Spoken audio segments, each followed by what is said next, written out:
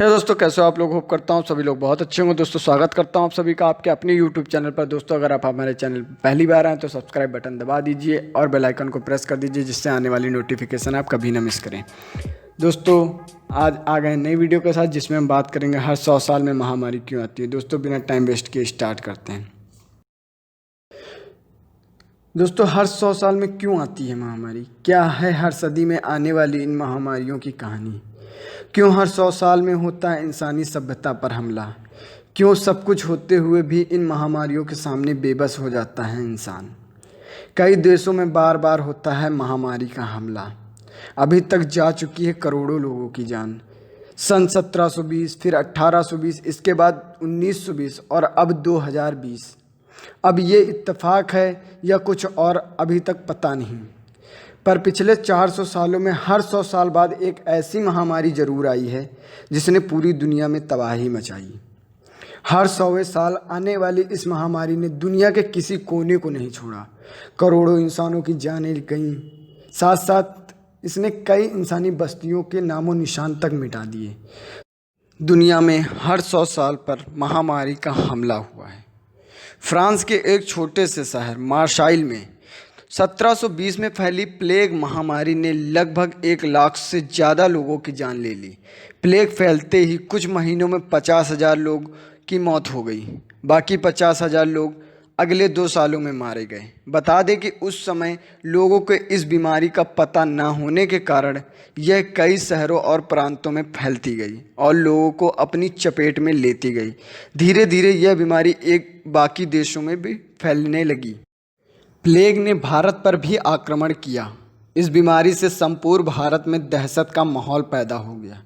यह महामारी पाली से मेवाड़ पहुंची। फिर मेवाड़ में इस महामारी ने इतना तांडव मचाया कि लोग डरने लगे।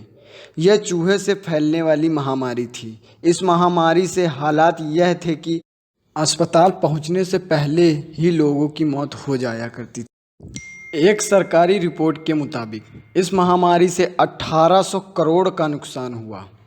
प्लेग एक ऐसा संक्रमण था जो जानवरों से इंसानों में पहुंचता है। इस महामारी से बचने के लिए गुजरात के सूरत में हजारों लोगों ने पलायन किया था। उस दौर में भी लोगों को आइसोलेशन की हिदायत दी गई थी। प्लेग महामारी के 100 साल बाद 1820 ईस्वी में एशियाई देशों में फैला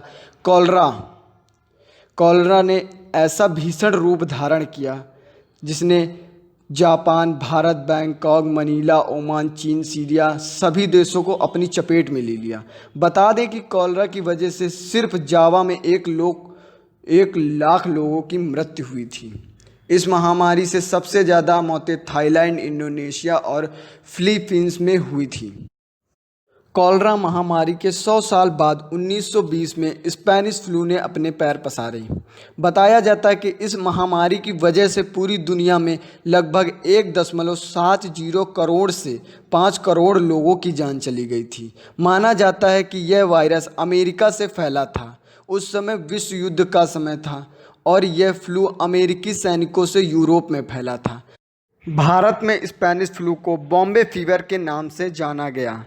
एक अनुमान के मुताबिक भारत में इस महामारी से लगभग 102 करोड़ लोगों की जान चली गई थी। उस समय इस महामारी की कोई वैक्सीन न होने के चलते सरकार ने लोगों को आइसोलेट करके वायरस को काबू किया था। 2020 कोरोना वायरस, वही एक बार फिर 100 साल पुराना इतिहास दोहराया गया। 2020 में कोरोना वायरस महामारी सामने आई। दुनिया में कोरोना के मामले लगभग 1.24 करोड़ के पार चले गए हैं। अब तक 5.04 लाख लोगों की मौत हो गई। इस महामारी से अब तक 55.56 लोग ठीक हो चुके हैं।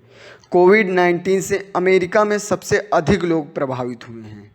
अमेरिका में इसके मरीजों की संख्या तकरीबन 26.37 के पार पहुंच चुकी है, जबकि 1.284 लाख से अधिक लोगों को अपनी जान गंवानी पड़ी।